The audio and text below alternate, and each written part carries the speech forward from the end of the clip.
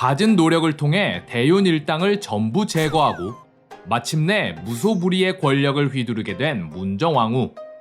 문정왕후는 사림을 배척하고 측근을 비호했으며 불교 중흥을 위해 애썼습니다.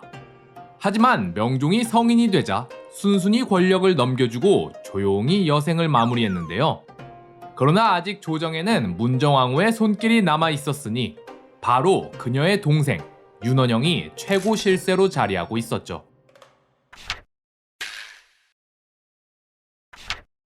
문정왕후에겐 윤원로와 윤원영 이렇게 두 명의 남동생이 있었는데 이 둘은 중종 시절부터 문정왕후의 충실한 부하로 일해왔습니다.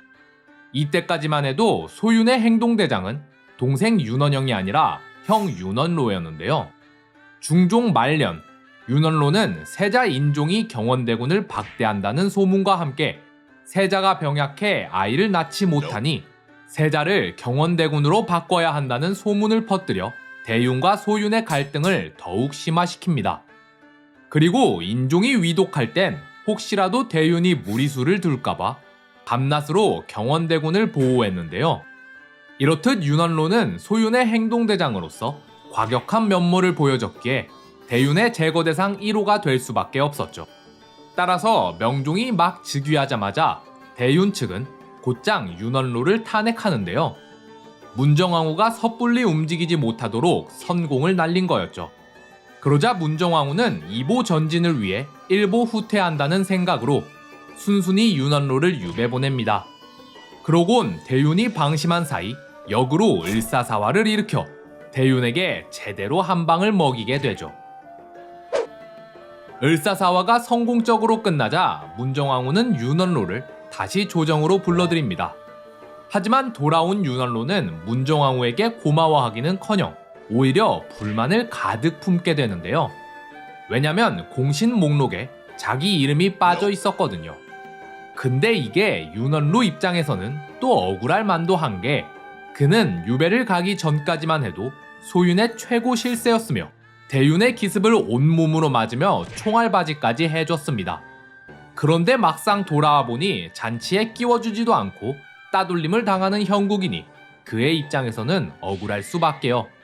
분을 못 이긴 윤원로는 주변의 친한 사람들을 만나 소윤의 험담을 늘어놓습니다. 한편 윤원영도 윤원로가 지금 상황을 못마땅해 한다는 사실을 알았기에 혹시나 하는 마음에 그에게 감시를 붙여놓는데요. 병조좌랑 윤춘녀는 윤원로와 가까이 살았기에 원래부터 그와 꽤나 친한 사이였습니다.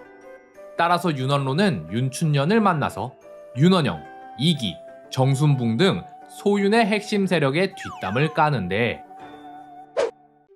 주상은 우매하니 빨리 죽어야 하지 않겠소. 세조께 한명회가 있었다면 전하께는 나 윤원로가 있다. 나에게 붙지 않는 자는 훗날 전부 도륙을 내버릴 테다.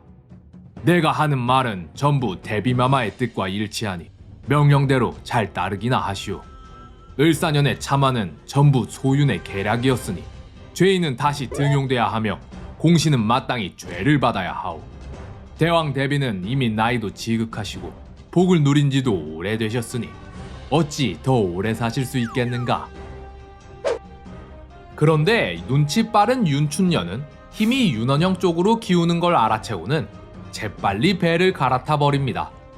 그렇게 윤원영은 윤춘년을 통해서 윤원로가 딴 맘을 품고 있다는 사실을 듣게 되죠. 이 시기에 윤원로와 윤원영은 이미 사이가 많이 벌어져 있었습니다. 윤원로는 자신을 이렇게 낙동강 오리알 신세로 만든 게 교활한 윤원영의 계략이라고 생각했고, 윤원영은 윤원로가 돌아와봤자 골칫거리만 될 테니 차라리 이 기회에 없애는 게 낫다고 판단했죠. 그래서 윤원영은 윤춘년에게 윤원로를 탄핵하라고 명령합니다. 윤원로는 과거 중종대왕 시절 세자를 폐하고 경원대군을 왕위에 올리려 하였습니다. 그런데 민심은 이 흉계가 대비마마로부터 나온 것이라 생각하니 마마께 우선 누명을 벗으셔야 하지 않겠습니까? 또한 윤원로는 대윤과 소윤의 갈등을 부추겨 을사년에 참화를 일으켰고 근래에는 공신에 책봉되지 못한 걸 억울해하며 차마 입에 담을 수 없는 막말을 짓거렸으며 대비마마의 비호를 뒷배삼아 끊임없이 부정부패를 저지르고 있사옵니다. 마마께 우선 이 간사한 자를 처벌하여 뒤탈이 없게 하소서. 여기에 대신 대강까지 나서서 윤원로의 죄를 정하자 문정왕후는 하는 수 없이 그에게 유배형을 내리는데요. 하지만 유배지에 갇힌 윤원로는 숨을 죽이긴커녕 오히려 더 역정을 내며 이를 바득바득합니다. 그러자 문정왕후로서도 그의 존재가 너무 부담이 됐는지 그녀는 결국 윤원로를 사사토록 합니다. 대간이 한뜻으로 요구하니 듣지 않을 수가 없구나. 윤원로를 사사하라.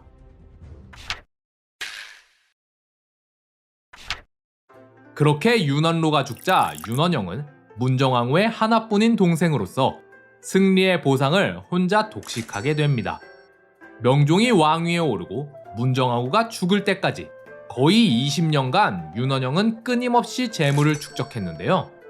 그로 인해 윤원영은 전국 각지에 위치한 수많은 대농장에 한양에만 대저택 16채를 보유했으며 창고에 쌀이 너무 많아서 썩어나가니까 썩지 않는 유기그릇으로 바꿨는데 이 유기그릇도 산더미같이 쌓아놓았다고 합니다.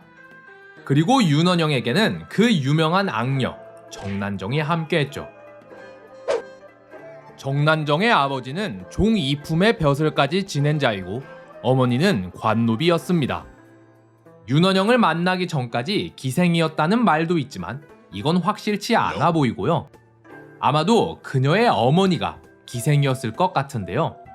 어쨌든 정난정은 얼자이니 신분이 미천했으나 윤원영을 만나면서 인생 역전에 성공하게 되죠. 그녀는 처음엔 윤원영의 첩으로 들어갔습니다. 얼자인 정난정이 적자인 윤원영의 부인이 되는 건 법적으로 막혀 있었거든요.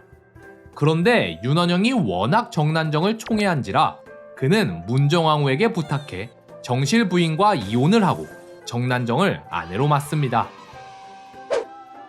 그리고 얼마 후 삼정승은 적자와 서얼의 결혼을 허락한다는 서얼 허통법에 관한 상소를 올리는데요. 인재의 우열은 능력에 따라 좌우되는 것이지 출생의 귀천과는 관계가 없습니다. 만일 능력이 뛰어난 사람이 첩의 자식으로 태어났는데 서얼이라고 하여 등용하지 않는다면 어찌 왕이 된 자가 인재를 취함에 있어서 귀천을 가리지 않는다 할 수 있겠습니까? 따라서 서얼과 적자의 혼인을 허락해 하시고 서얼이 과거의 응시에 등용될 수 있게 하소서.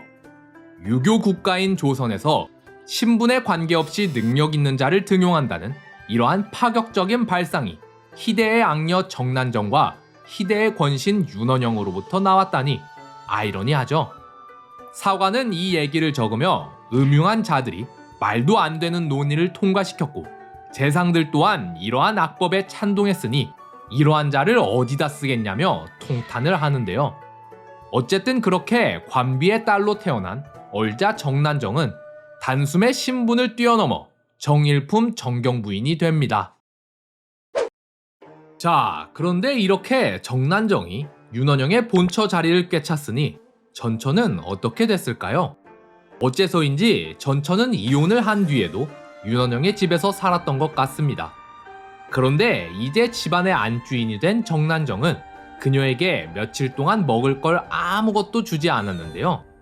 그러다 갑자기 밥 한 상을 들여주니 그녀는 허겁지겁 음식을 먹었는데 잠시 후 그대로 죽어버리고 맙니다. 음식에 독이 들어있었던 거죠. 정난정의 악행은 여기서 끝나지 않습니다. 그녀는 대궐에 마음대로 출입할 수 있었는데 이 점을 활용해 문정왕후의 눈과 귀가 되어줬는데요. 그렇게 정난정은 기만로를 제거할 때뿐만 아니라 을사사화를 일으킬 때도 활약했습니다.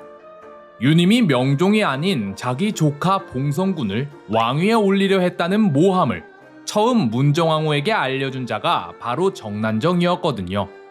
즉 사화의 시발점이 바로 이 정난정이었단 거죠. 또한 정난정은 불심도 깊어서 승려 보우를 문정왕후에게 소개시켜주기도 했는데요. 이렇게 문정왕후가 좋아할 집만 골라서 하니 문정왕후의 사랑을 듬뿍 받았겠죠. 문정왕후가 정난정을 어찌나 아꼈는지 정난정은 명종의 아내를 직접 골랐으며 문정왕후가 아플 땐 맘대로 처방을 내려 어이들에게 약을 지어오라 시키는 등 왕가의 사적인 일까지도 깊이 관여했습니다. 또한 정난정은 재물을 축적하는데도 끝없이 욕심을 부렸는데요.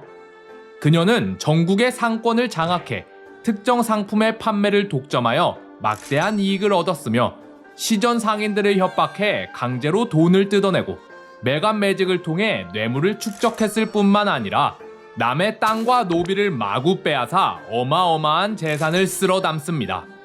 앞서 소개한 썩어 넘칠 정도로 많은 쌀과 산더미같이 쌓인 유기그릇은 전부 정난정의 작품이었던 거죠. 게다가 정난정은 또 불심이 깊어서 문정왕후를 도와 적극적으로 불사를 일으켜 나라의 재산을 탕진할 뿐만 아니라 1년에 두세 번씩 쌀 4가마니 정도로 밥을 지어서 공양을 한다며 강에다 마구 뿌렸습니다. 백성들은 굶주림에 골골대는데 옆에서 물고기 밥이나 주고 있으니 그걸 바라보는 백성들의 심정이 어땠을까요? 뿐만 아니라 이러한 정난정의 권세는 그녀의 가족에게까지 뻗칩니다. 정난정의 사촌오빠 정주는 윤원영을 왕처럼 떠받들고 반대로 명종 앞에서는 무례한 행동을 보이는데요. 하지만 그를 정죄하는 자마다 거꾸로 죄를 잊기 일쑤니 아무도 그에게 반기를 들지 못했죠. 자, 이렇듯 윤원영은 부정부패의 상징과도 같은 존재였기에 친정을 시작한 명종에게 아주 큰 걸림돌이 됩니다. 명종이 자신만의 색깔을 드러내기 위해선 문정왕후의 그림자를 지워야 했고, 그러기 위해선 윤원영을 꼭 제거해야 할 필요가 있었죠. 하지만 아직 문정왕후가 살아있으니 명종이 직접 윤원영을 내치기에는 부담이 너무 컸습니다. 그런데 직접 할 수 없다면 대신할 사람을 구하면 되겠죠? 다음 시간엔 명종이 윤원영을 내치는 과정, 그리고 명종이 어떻게 자신만의 색깔을 드러내며 정치를 해 나갔는지 한번 알아보도록 합시다.